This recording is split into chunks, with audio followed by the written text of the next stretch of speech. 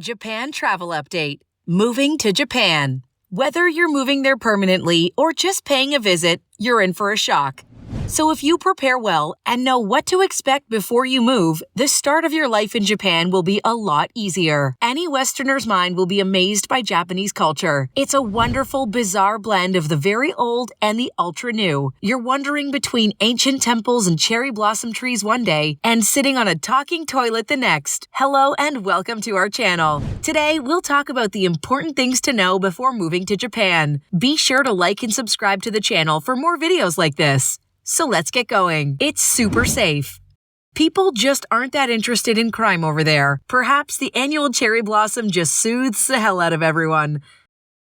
The Japanese language does have a word for crime, that is hanzai. But what's the point? Drug use, gun violence, and homicide rates are all mercifully low over there. The Economist named Tokyo the safest city in the world, and Osaka third. So if it's the thrill of violent crime you're looking for, Japan is not for you. Requirements to move to Japan. The process of obtaining a visa here is largely identical, whether you're a British, American, or Australian citizen.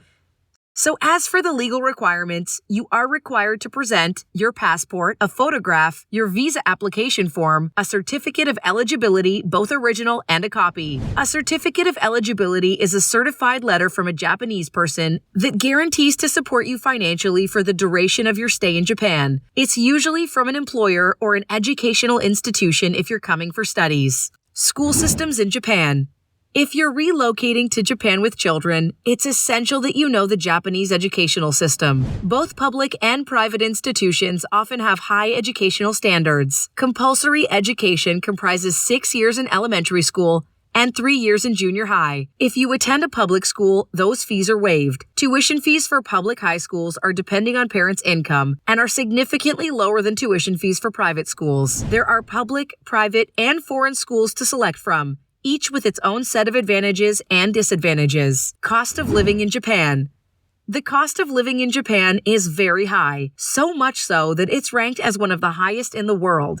The monthly cost is estimated at around 280,000 to 300,000 JPY, which is 2,500 to 2,700 US dollars. This is a result of the geographical position of the nation, because as an island country, Japan is surrounded by water on all sides and has to highly rely upon imports. The expense of living in Tokyo is high. This is understandable given that Tokyo, Japan's capital city, is frequently ranked as one of the most expensive cities in the world in terms of average living costs. In this city and those which lie nearby, one can only find small houses with sky-high rents. However, the cost of living in rural areas is significantly lower. The rent here is around 50% less than the rent of a property in central Tokyo. Choosing rural locations as your residing location will help to ground your plans for migrating to Japan. Tattoos are taboo.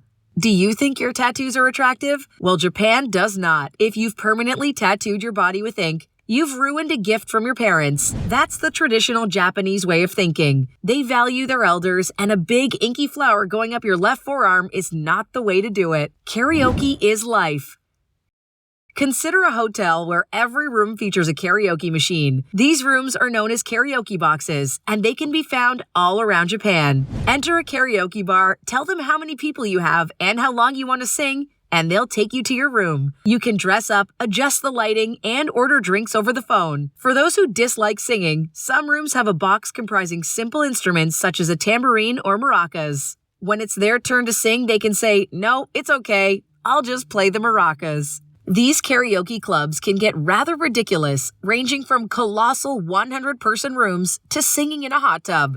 Some people take it so seriously that they feel the need to hire professional coaches. Office workers love going to karaoke clubs for hours after they finish work. So if you want to make it with your new colleagues, then you best start practicing. There isn't much holiday. There's a lot to see and do in Japan, but not really enough time for seeing or doing. The working population has been dealt a poor hand when it comes to holiday allowance. A popular Japanese approach is to retire at 65, live another 20 years, and just spend all your time swimming in onsens. All full-time employees in Japan are guaranteed a minimum of only 10 days of paid holiday, although it grows with service.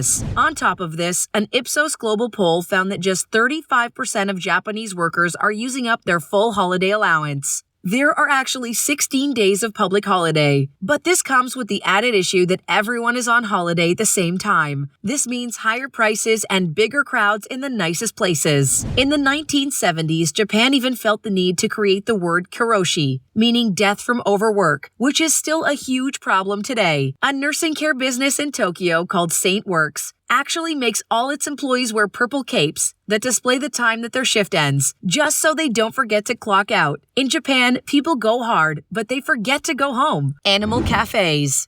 Eating and drinking in the company of cute animals are very important over there. A cup of coffee and a slice of cake taste twice as good when there's an adorable mammal staring at it. Japan still offers the creme de la creme of the world's cat cafes, such as Tokyo's Kijijuju Petite Mura, set in a mini fairy tale castle. But it doesn't stop at cats. If you want furry company, but with a bit more love thrown in, there are the dog cafes. There's a bunny cafe called RAAGF, which stands for Rabbit and Grow Fat. If you want to trade the fur for spikes, check out Harry, a hedgehog cafe in Tokyo. The penguin bar, Aikibukuro in Tokyo, has a modest family of 4 penguins, which you can't touch, but you can certainly stare at them joyfully while you drink. Likewise, there has to be a little bit of distance between the diners and the animals in the goat cafes and the snake cafes, but that's probably for the best. The best areas to live in Tokyo. Rent in Tokyo is relatively expensive, especially in the center of Tokyo.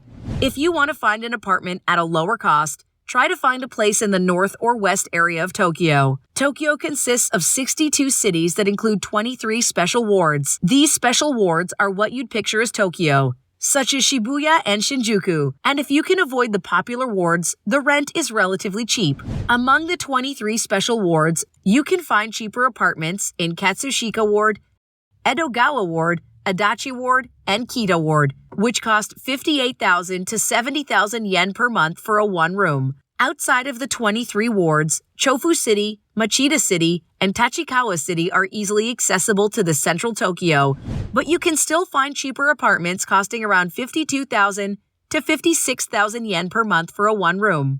However, if you live too far from the city and you still have to commute, it might be better to live within the central part of the city. Weigh the pros and cons, thinking not only of rent for the month, but also the total transportation cost and traveling time every day. Ebisu, Nakameguro, Ikebukuro, and Nakano are some of the most popular areas to live in Tokyo for expats, especially around the Shibuya area like Ebisu and Hiru, where some embassies of different countries are located. You may find more expats and more international schools and stores in the neighborhood. Well, that's it for today. Thank you for watching. Don't forget to share your thoughts in the comments below and subscribe to the channel so that you don't miss out on any travel updates.